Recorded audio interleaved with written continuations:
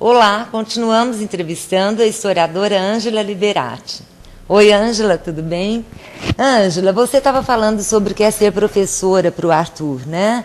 Mas eu gostaria de saber como é que você se sente realmente sendo professora. Bom, eu acho que sala de aula já se transformou no meu cotidiano e eu sinto falta disso. Férias eu acho muito bom, mas eu sinto saudade. Eu vou para o primeiro dia de aula com o mesmo ânimo que uma criança vai para a escola. Eu adoro sala de aula. Não dá nem para você se imaginar não sendo professora. Não, eu preciso me preparar para a aposentadoria, mas ainda não. Ainda demora um ainda pouquinho. demora um pouco. Ô, Ângela, por que você fez história? A história sempre foi uma paixão. Meu pai lia muito história, minha mãe, minha avó, mas sempre foi algo que eu sonhei, eu me formei, eu me fiz como pessoa lendo livros de história. Então é uma coisa que me acompanha. E qual é o papel fundamental do historiador?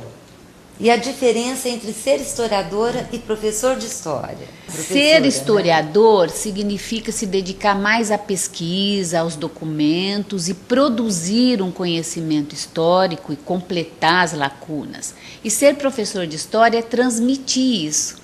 Embora a gente não possa separar muito, acaba que o professor de história ele sempre cria, mesmo porque ele tem que transmitir alguma coisa. São intrinsecamente ligados. São ligados, mas o papel do historiador ele é um pouco mais complexo porque ele envolve pesquisa. Bom, Ulisses Guimarães, Pessoal Intransferível, é o título do seu livro, que é fruto da sua tese de mestrado na PUC, né? Fala só um pouquinho sobre ele, em curtas assim, palavras.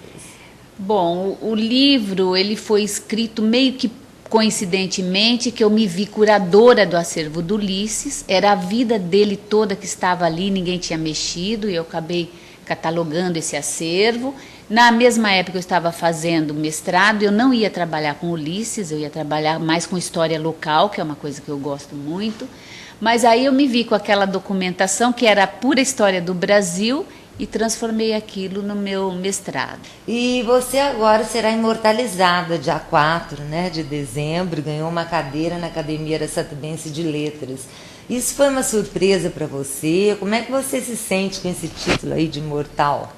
Bom, foi uma completa surpresa, eu fiquei muito surpresa quando o Tito me comunicou isso, porque era uma coisa que eu jamais imaginava, mesmo porque eu não sou muito de grupos, eu tenho uma formação mais voltada para a questão do anarquismo, que é uma coisa que eu gosto muito.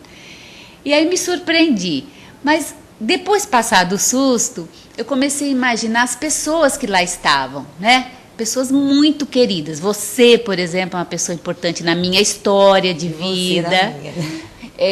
O Tito é uma pessoa importante na minha vida, porque foi a primeira pessoa que eu conheci em Araçatuba, que me acolheu, eu tive uma ideia, fui conversar com ele. A Cecília, a Cidinha e outras pessoas que eu não conheço. Com certeza você gostará muito de estar conosco. Vou gostar mesmo. Ângela, o brasileiro conhece bem a história do Brasil? Não conhece. Não conhece, não sabe do que se trata e seria importante, né, algumas questões, mesmo porque a história do Brasil, a maior parte, a história oficial, ela é mito, ela de fato não aconteceu como se conta. Então seria muito importante o brasileiro ter essa oportunidade de desmistificar os fatos, né? E como fazer isso? Isso a gente tem que fazer primeiro com bons professores, com acesso aos livros, né? Você tem algum livro que você indica assim, para as pessoas, para o leigo, telespectador que queira? Um livro muito interessante é uma biografia do Dom Pedro II, do José Murilo de Carvalho, que é um grande historiador. Um outro se chama O Príncipe Maldito, que é a história de um neto do Dom Pedro II. São livros muito gostosos de ler e que contam uma história mais real. E dá para ter uma boa noção. Dá. E é de fácil acesso, né? De que forma a história contribui para o enriquecimento cultural das pessoas? Obviamente que sim, mas de que forma? Né?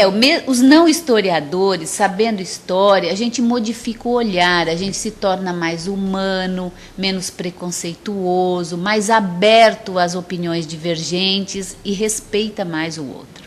Isso é fundamental. Ângela, você adora política e de que forma você avalia os 2 mandatos do presidente Lula? Já visto que ele está no fim, né? Existem coisas bem interessantes. Eu acho que o próprio acesso do Lula ao poder é interessante, porque isso mostra que o Brasil se abre um pouco, porque nós tivemos a República toda constituída por uma elite, que não é porque o Lula não tem uma formação intelectual, como se desejaria, que seria importante, mas porque os presidentes, muitos presidentes, usaram o poder para benefício próprio. Então, e o Lula não usou? Não, ele usa, mas é interessante que também outros grupos, que não só a elite, o acesso. Agora, tem coisas horrorosas também no governo dele, essa falta de preocupação dele com a própria cultura, com a informação.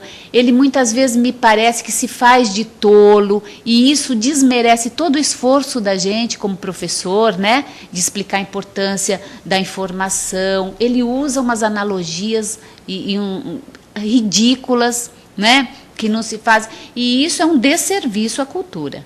Mas em outros aspectos eu acho que ele colocou o Brasil no cenário internacional e tal. Então tem um misto aí de demagogia com uma tentativa de dar uma modernizada no país, isso sim. Ângela, o que falta em Araçatuba em termos de cidadania? Falta um maior empenho da população. A população parece que ela enxerga só o seu espaço individual, né?